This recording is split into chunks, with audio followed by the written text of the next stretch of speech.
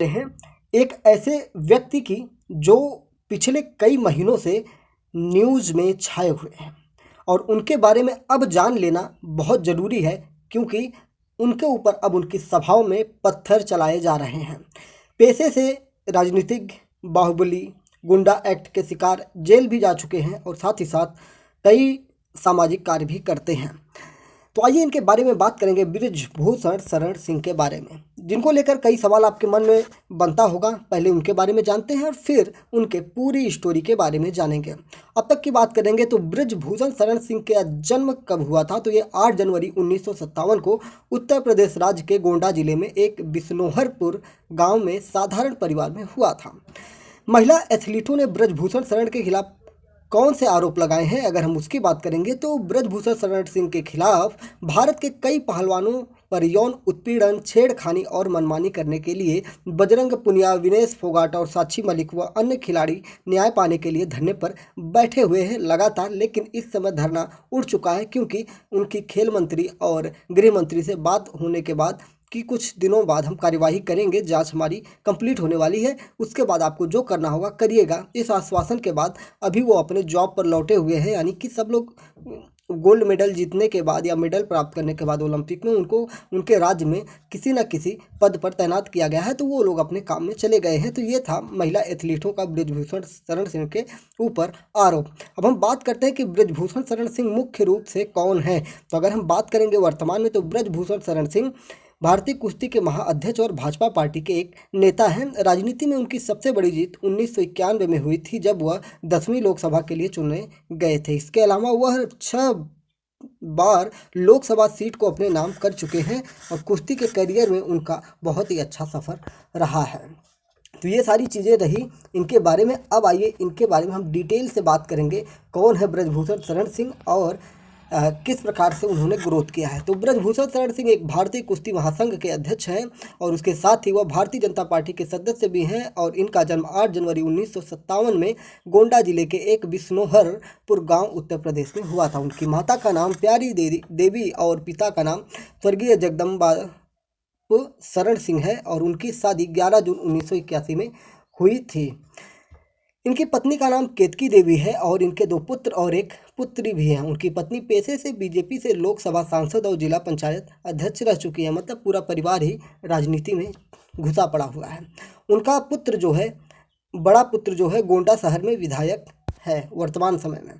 बृजभूषण शरण सिंह की वर्तमान उम्र की बात करेंगे तो 65 वर्ष है और इनकी पढ़ाई की बात करेंगे तो MA और LLB इन्होंने किया हुआ है। साकेत महाविद्यालय उत्तर प्रदेश से इन्होंने किया हुआ है। आगे की बात करेंगे, इनके राजनीतिक सफ़र की बात करेंगे तो ये काफ़ी जुझारू नेता थे। शुरू से ही राजनीति में दिलचस्पी लेने वाले थे। एक उम्दा पहलवान के रूप में भी स्थापित है और पहलवानों के लिए कई अच्छे काम करने के लिए भी ये प्रसिद्ध हैं। लेकिन पहलवानों के यौन शोषण के मामले में आजकल घिरे हुए हैं और गिरफ्तारी की तलवार इनके ऊपर लटकी हुई है। उनके राजनीतिक करियर की शुरुआत की बात करें तो 1991 में हुई थी और 1991 में उन्होंने लोकसभा का पहली बार चुनाव लड़ा था और उसके बाद ये लगातार 5 बार 1999, 2004, 2009, 2014 और 2019 में लोकसभा का चुनाव ये लड़ चुके हैं और सन 2014 और 2019 में इन्होंने जीत भी हासिल की है प्रधानमंत्री नरेंद्र मोदी के नेतृत्व में। इनके ऊपर जो आरोप लगाए गए हैं उसके बारे में अगर हम फिर से बात करेंगे तो अब तक इनके ऊपर कितने आरोप लगे हैं ये बात कर लेते हैं और अंडरवर्ल्ड से इनके क्या कनेक्शन है उस पर भी बात कर लेते हैं। तो बृजभूषण शरण सिंह के पुराने अपराधों के बारे में जब हम जानने की कोशिश करते हैं तो बृजभूषण शरण सिंह के खिलाफ कुछ सालों में कई आपराधिक मामले दर्ज हुए हैं। ये सभी अपराध मामूली नहीं थे, काफ़ी भयानक अपराधों में और बड़े अपराधों में, जघन्य अपराधों में ये शामिल हुए हैं। ऐसा इनके ऊपर जो मामले दर्ज हुए हैं उनके अनुसार निकल के आता है। अभी तक उन पर हत्या के लेकर अंडरवर्ल्ड लिंक, गुंडा एक्ट और गैंगस्टर एक्ट में अपराध में इनके ऊपर मामले दर्ज हो चुके हैं। कई मामलों में उन्हें जेल भी जाना पड़ा है और कई मामले में ये बरी भी हो गए हैं। यानी कि जेल से इनका पुराना नाता है, इसीलिए तो ये पहलवानों से डर नहीं रहे हैं और दबंगई कर रहे हैं। अभी मैं इनके इनकम के सोर्स के बारे में बताऊंगा और इनके पास कितनी पैसा है, फिर उसके बाद आपके होश उड़ जाएंगे। वर्तमान समय में भी हमारे देश के पहलवानों ने इनके खिलाफ बेहद गंभीर आरोप लगाए हैं, जिसके चलते ये चर्चा में पड़े हुए हैं। पहलवानों ने उनके खिलाफ यौन उत्पीड़न, तानाशाही और मनमानी करने का आरोप लगाया है। खेल के दौरान उन्हें मानसिक प्रताड़ना यानी कि गाली गलौज, उन्हें डांटना, फटकारना इत्यादि चीज़ों के आरोप उनके द्वारा लगाए गए हैं। और इन्हीं चीज़ों को लेकर पहलवान जो थे जंतर मंतर पर दिल्ली में बैठे हुए थे इनके खिलाफ कार्यवाही को लेकर। जनवरी में खेल मंत्रालय के उन्हें विश्वास मिलने के बाद उन्होंने धरना खत्म करने का ऐलान किया था, और बाद में जब कोई नतीजा नहीं मिला था फिर पहलवानों ने उनके खिलाफ धरना देना शुरू कर दिया था। और जिस दिन देश को नई संसद समर्पित हो रही थी प्रधानमंत्री नरेंद्र मोदी के कर कमलों द्वारा, उसी दिन सारे पहलवान क्या किए, नई संसद की तरफ कूच कर देते हैं, पुलिस की बैरिकेडिंग तोड़ देते हैं। और जैसे ही वो नई संसद मार्ग की तरफ बढ़ते हैं और नई संसद के द्वार पर जाने की कोशिश करते हैं विरोध प्रदर्शन के लिए, तो दिल्ली पुलिस के द्वारा इनके ऊपर लाठीचार्ज किया जाता है, मारा पीटा जाता है, इनको उठाकर जेल में डाल दिया जाता है और इनके जंतर मंतर पर लगे तंबुओं को उखाड़ कर फेंक दिया जाता है। और वहीं से इनका धरना जो होता है फिर समाप्त हो जाता है। और साथ ही साथ ब्रजभूषण शरण सिंह के खिलाफ कोई कार्रवाई न होने से क्षुब्ध कुश्ती के खिलाड़ियों ने अपने मेडल्स को हरिद्वार के गंगा नदी में बहाने की कोशिश भी की और वहां तक पहुंचे, लेकिन हरियाणा और अन्य राज्यों के जो किसान हैं और खाक पंचायतों के जो नेता हैं उनके मान मनौगल के बाद ये खिलाड़ी वापस आते हैं अपना मेडल लेकर, क्योंकि मेडल इतनी आसानी से नहीं मिलता है। वो सिर्फ मेडल कुछ पैसों की बात नहीं होती, मेडल एक मेहनत की इतिहास होती है जिसके आधार पर वो मेडल उनको प्राप्त होता है। और उसी मेडल के अनुसार उनको उनके राज्य में नौकरी भी प्राप्त हुई है, सम्मान भी प्राप्त हुआ है, देश का मान सम्मान उन्होंने दुनिया में बढ़ाया हुआ है। तो किसानों ने आंदोलन छेड़ दिया कि जब तक इनको न्याय नहीं मिलेगा तब तक हम आंदोलनरत रहेंगे। और छोटे बड़े कई आंदोलन ये लोग करते चले आ रहे हैं। और इसी बीच ब्रजभूषण शरण सिंह एक अब जनसभा में गए थे और उनके ऊपर पत्थर चलाने की बात आ रही है, यानी कि किसी तरह से वो जान बचाकर वहाँ से भागे हैं। मतलब कि अब जनता का जो सब्र का बांध था वो टूट चुका है, क्योंकि इनके ऊपर पॉस्को एक्ट जैसे मामले लगे हुए थे और दिल्ली पुलिस ने इनके ऊपर से पॉस्को एक्ट हटा लिया है। क्योंकि जिस बच्ची ने इनके ऊपर पॉस्को एक्ट का आरोप लगाया था, छेड़खानी का आरोप लगाया था, उस बच्ची की जो रिपोर्ट आई है उसमें वो नाबालिग है ही नहीं। और पॉस्को एक्ट जो होता है नाबालिग लड़की के साथ या बच्ची के साथ छेड़छाड़ के आरोप में या उनके साथ यौन संबंध बनाने के आरोप में होते हैं, लगाए जाते हैं। तो इस धरने की अगर हम बात करें तो इस धरने में कौन कौन बैठा था, तो बड़े बड़े पहलवानों की बात करें तो बजरंग पुनिया, विनेश फोगाट और साक्षी मलिक जैसे कई अन्य पहलवान अपनी बात रखने के लिए जंतर मंतर पर बैठे हुए थे। और पहलवानों का कहना है कि जब तक ब्रजभूषण शरण सिंह के खिलाफ कोई कार्रवाई नहीं होगी तब तक वो लोग आंदोलन करते रहेंगे और ब्रजभूषण शरण सिंह के खिलाफ अपनी आवाज़ बुलंद करते रहेंगे। अब हम ब्रजभूषण शरण सिंह के सामाजिक कार्यों की अगर बात करें तो इन्होंने क्या क्या कार्य किए हैं, तो भाई भले ही आरोप इनके ऊपर लगे हों, गुंडा हैं, गुंडा एक्ट लगा हो, गैंगस्टर हैं या अंडरवर्ल्ड से इनके संबंध हैं, उसके बाद भी ये 6 बार के अगर सांसद हैं और इनके परिवार में इनकी पत्नी सांसद है, इनका बेटा विधायक है, तो इन्होंने सामाजिक कार्य भी कुछ किए होंगे, इसीलिए समाज के लोग इनको वोट करते होंगे।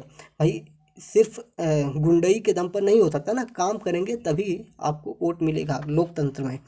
तो सामाजिक और आर्थिक और सांस्कृतिक क्षेत्रों में ये अपना पूरा योगदान देते आ रहे हैं। इन्होंने अपने इलाके में विभिन्न समस्याओं का निवारण किया है, जैसे सड़क का निर्माण, पानी की व्यवस्था और अन्य सामाजिक समस्याओं का ये निदान करते रहते हैं। इसके अलावा इन्होंने दिल्ली में उच्चतर माध्यमिक विद्यालय का निर्माण भी करवाया है और ग्रामीण विकास को बढ़ावा देने के लिए गाँव के लोगों को जोड़ा और उन्हें उनका अधिकार दिलवाने के लिए जागरूक भी किया। ये सदैव समाज के हित और कल्याण के बारे में सोचते रहते हैं। समाज के लोगों की मदद करने के लिए कई योजनाओं की इन्होंने अपने कार्यकाल में शुरुआत की गई है।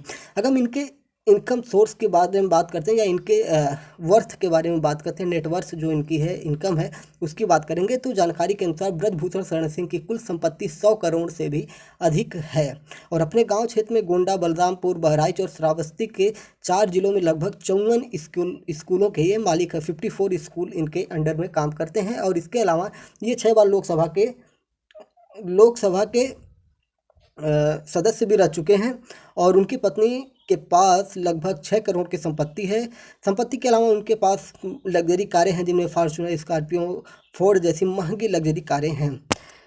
तो ये सारी चीज़ें निकल के आते हैं। नवाबगंज में नंदिनी नगर महाविद्यालय भी इनका ही है और इसके अलावा नंदिनी नगर स्पोर्ट्स स्टेडियम भी इन्हीं का है, ब्रजभूषण शरण सिंह का है, जहाँ पर हर साल राष्ट्रीय कुश्ती चैंपियनशिप का प्रोग्राम आयोजित किया जाता है और उनका पूरा परिवार कृषि कार्य, राजनीति और अन्य उद्योग व्यवसाय चलाने की वजह से करोड़ों के मालिक बने हुए हैं। तो ये रही ब्रजभूषण शरण सिंह की पूरी कहानी जो मैंने आपको बताई और आपने सुनी मोहन पाठक सर की जुबानी। तो चलिए फिर ब्रजभूषण शरण सिंह के साथ क्या होता है। अगर आरोप सच है तो इनको तुरंत गिरफ्तार करना चाहिए। वैसे भी जो हमारे यहाँ कानून है उस नियम के अनुसार जब भी कोई महिला किसी पुरुष के ऊपर यौन शोषण का आरोप लगाती है तो उसे पहली दृष्टि में गिरफ्तार कर लेना चाहिए, लेकिन पता नहीं क्या हो गया है, इस मामले में इनकी गिरफ्तारी नहीं हो रही है, जो काफ़ी दुखदाई और निंदनीय है।